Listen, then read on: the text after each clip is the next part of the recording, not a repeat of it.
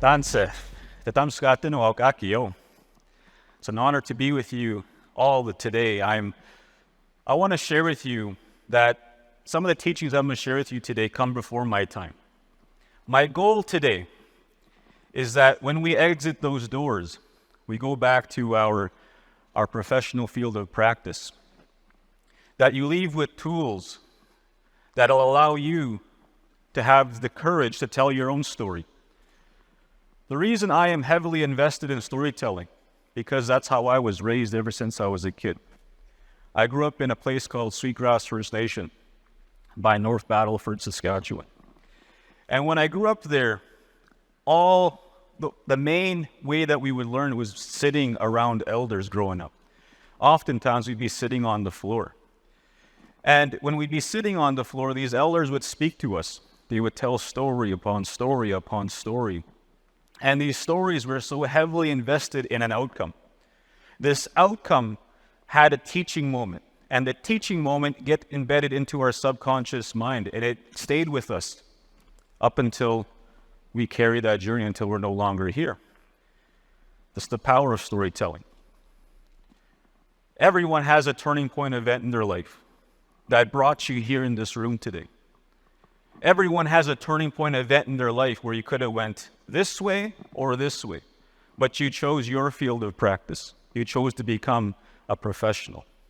You chose to help people meet their needs, meet their goals, and so on. And it brought you here today, not a coincidence. I want you to think about that turning point event that you've experienced in your life, because this turning point event is going to help shape your future as we exit these doors today. It's going to create belief in your client's eyes, your future client's eyes. It's going to create loyalty, longevity of your business for as long as you want to be in it. So I want you to think about that as I'm speaking today. What is my turning point event? Some of us, it's a painful moment, a struggle moment. We had to overcome something. Maybe we lost something. Maybe a door closed in our face and another one opened. And that was the door that brought you here today. Only you're going to know that story. As children, we used to sit on the ground. There'd be an elder sitting oftentimes on a little chair or sometimes joining us on the ground. And as we'd be sitting on the ground, this elder would speak to us. We didn't ever speak. It was always the elder. As we would sit there, we had no choice but to bow our head and give our ears the attention and respect to whoever was speaking. So as children, we had no choice but to adopt a listening form of learning. And oftentimes you would glance up, look down, glance up, look down. We weren't permitted to really stare at each other. So oftentimes you'll see Indigenous peoples, maybe you have clients like this, we have a hard time maintaining eye contact oftentimes. This comes from our teachings, our ceremonies, and so on, where in our world, it's very disrespectful to stare at each other. So if you see me at the meet and greet, or you see me at the photo sign, you might see my eye go like this, trying to look away from you. I don't know. I'm trying to stare, but I'm trying to train myself. I had to learn that when I stepped through these doors as a university student, when I got into business, then I became a speaker, author, and so on. I had to learn how to network, to live in this world, and so on. Many of us come from two different worlds. You come from the world where you were raised in, everything you were taught about society, your belief system, your language. You walk into this world where you're working with clients, you're working with the mainstream, and you have to adapt very quickly. Sometimes you even have to change your accent a bit. I had to do that many times. I walk back out that door, I go back to my community, I have to go adopt a different way of doing things. Because the world, when I go back home to our culture, our ceremony, you're sitting now on the ground. You're being humble. You are no greater than the people sitting beside you. What's the turning point event that brought you here today? Some of us have struggled. Some of us, it's overcoming an obstacle. When these obstacles come into our life, this is what I was told by sitting in a room like this.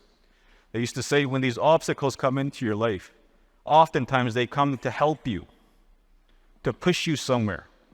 That wouldn't happen unless an uncomfortable event happened in your life, unless a problem came into your life, an obstacle. And when it come into your life, you have no choice but to act now. these challenges, these problems happen for us.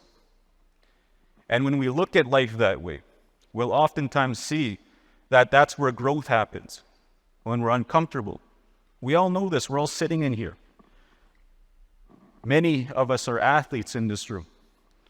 I was an athlete. Not so much anymore. But you get where we're going with this. It's when you're uncomfortable. You're on that last rep. You want to quit. This is where the true growth happens. Same thing as individuals in our life journey, in our business journey.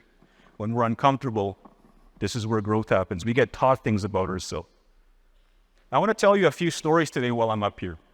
I want to tell you a life turning point event, and I also want to tell you how I got into business turning point event and what I tell my customers.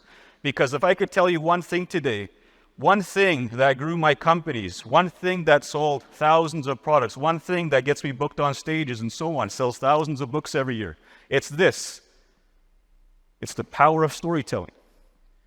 But those who have the courage to tell their stories and put themselves out there, they're the ones who are going to be at the end of that finish line, while the rest are trying to catch up to them. And I want to give you a bonus tip here.